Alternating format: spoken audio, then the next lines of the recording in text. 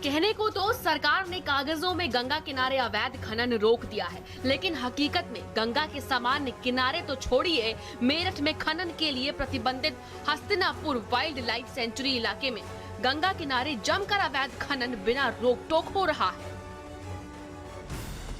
गंगा की प्राकृतिक धारा में माफियाओं का दखल, बीच धार पर बना डाला मिट्टी का अवैध पुल, मिट्टी से बिजनौर के बीच सप्लाई होती है रेत, गंगा की छाती को छलनी कर रहा बालू माफिया। मेरठ के मखदूमपुर में गंगा नदी की गोद उजाड़ने में खनन माफिया धड़ल्ले से जुटे हुए हैं। पहली तस्वीर में नदी के घाट पर रेत की खुदाई और दूसरी तस्वीर में ट्रैक्टर ट्रॉलियों में ढोई जा रही रेत को देखिए। ये तस्वीरें जिले के उन अफसरों के चेहरे पर कालिख मलने के लिए काफी हैं, जो कहते हैं कि जिले में अवैध खनन नहीं हो रहा है, लेकिन इसके आगे की कहानी देखकर आपके होश उड़ जाए। दूर दूर तक बहती गंगा की धारा के बीचों बीच एक मिट्टी का पुल बना है। करीब 20 फुट की चौड़ाई का ये पुल मखदूमपुर गंगा घाट पर खनन माफियों के कर कमलों से बनाया गया है। ये पुल बनाने का मकसद गंगा के दूसरी ओर बिजनौर जिले में धड़ल्ले से रेत और ट्रॉलियों की सप्लाई करना है।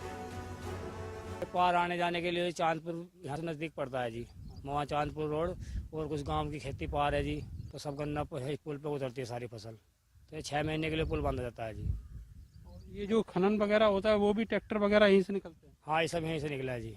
मेरठ के मखदूमपुर गंगा घाट पर खनन का आलम यह है कि यहाँ पर एक कच्चा पुल पूरे नदी के बीचों बीच धार में बना दिया गया है, जिस पर मैं खड़ा हुआ हूँ।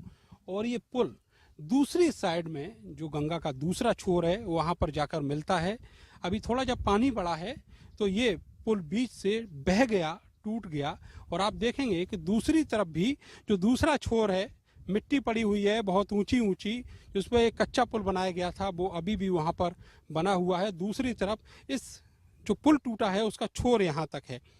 यहाँ पर जो खनन माफिया है वो इतना ज़्यादा मजबूत है कि उसने यहाँ पर एक इलीगल पुल बना दिया बीचों बीच धार में। समझा जा सकता है कि मेरठ का जिला प्रशासन, खनन विभाग के अधिकारी यहाँ क्या कर रहे हैं और किस लेवल पर यहाँ पर खनन का कारोबार चल रहा है। वन विभाग के इस इलाके में 24 घंटे ड्यूटी रहती है, लेकिन इस पुल के निर्माण के पहले से ही वो जंगल में सो रहे हैं।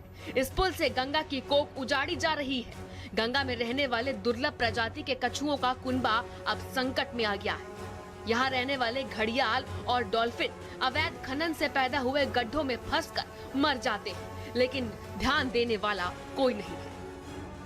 इंटर डिपार्टमेंटल कोऑर्डिनेशन हम लोग करके टीम पूरा वर्क करती है। जैसे पुलिस विभाग का उसमें रोल हो जाता है, खनन विभाग हो गया, राजस्व विभाग हो गया, सूचना तंत्र हो गया, वन विभाग हो गया, तो सभी लोग मिल के काम कर रहे हैं। और खनन यहाँ पर पिछले विगत वर्षों में जैसा जानकारी भी आई, रिपोर्ट्स पे आई है, काफी कम हो गया है यहाँ। गंगा नदी की धारा के आसपास के इलाकों के लाखों करोड़ों लोग इसी पर आश्रित हैं और इसी से उनकी जीविका चलती है और ये सदियों से होता आया है। लेकिन जो प्राकृतिक धारा है उसको इस तरीके से काट कर, तोड़कर और मोड़ने का जो प्रयास किया जा रहा है, ये कानूनी रूप से तो गैर कानूनी है ही, लेकिन प्रकृति से भी छेड़छाड़ का एक अलग सा नमूना है। जो खनन माफिया है उसकी हिम्मत और उसकी रसूख देखिए कि ये सब करने के बावजूद भी यहाँ पर उसके ऊपर उंगलियां खड़े करने वाला कोई नहीं। कैमरा सहयोगी सानू के साथ में नरेंद्र, भारत समाचार, मखदूमपुर गंगा घाट, मेरठ। पंचायत राज अधिकारी के ऑफिस में छापा मारा गया। अमेठी में विजिलेंस टीम ने